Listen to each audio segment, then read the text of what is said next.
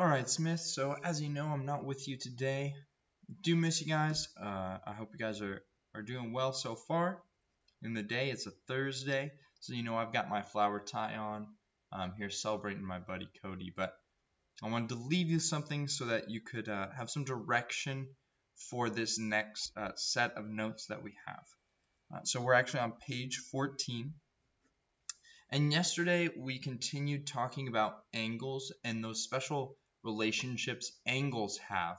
And when we were talking about angles, our key question ended up being, where is the vertex? Where is the vertex? And we had three cases where the vertex was either on the circle, inside the circle, or outside the circle. Now today we're talking about segments. And actually the question is very similar. We're just asking where are they? So where again? Again, we're just asking where. And the segments will never be on the circle per se, but they'll either be inside or outside. So they'll either be in or they'll be out. Kind of like a belly button. Alright, and in fact, if you want to draw yourself like a little belly button, maybe a guy with maybe like a little party hat or something, I don't know. So this would be just to let me know that you watched the notes and that maybe you can get some extra credit points for these little drawings that'll hide throughout the videos. So make sure that you're watching these videos so you can get that extra credit again. Alright, so here's this first one, and really it's a long definition, but really all we're talking about is when all segments are inside. Segments are inside. Okay, and that's our key word, inside the circle.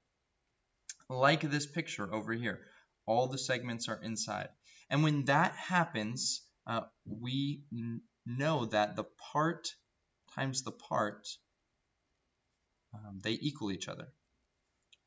In other words, the products of the parts equal each other. So if I'm looking over here, I have the chord CD.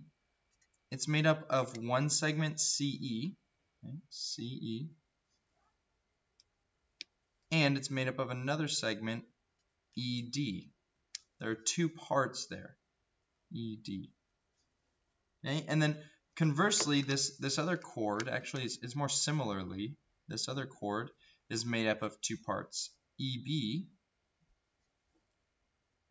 and then this other part right here, AE.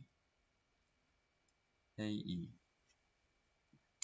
Okay, so if we look down here at number A, we can use this to solve for parts of the chords. We can use this to solve for parts of the chords. Okay, so when all the segments are inside, we're just multiplying the parts. Multiply the parts. So here's one part, x times 3. X times 3 equals 9 times 5. 9 times 5. So in other words, we have 3x equals 45. And when you divide, x equals 15. Okay, and I'm going to have to maybe find another way to do my work because we don't have as much space here, but that goes with that problem. Okay.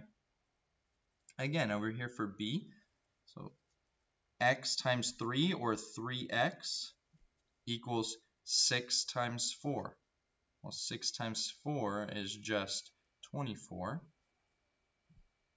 And we divide by 3, divide by 3. So x equals 8. Okay, over here on C, I think you're getting the hang of this now, but I'm just going to keep doing some examples just so you know exactly how to do it. Okay, we did 5 times x, so these would be like the pink sections. Okay, and then we did 6 times 10.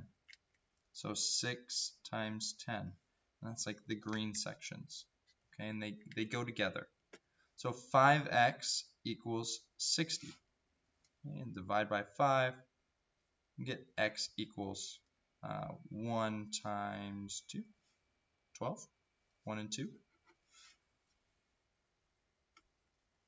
And then last but not least, looking at D, we have x times x. Well, x times x is x squared. And then we have 9 times 4.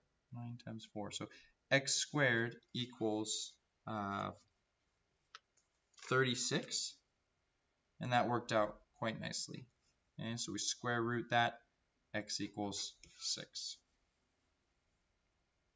Great, so make sure you have all 4 of these done so I know that you were following along in the video. Great.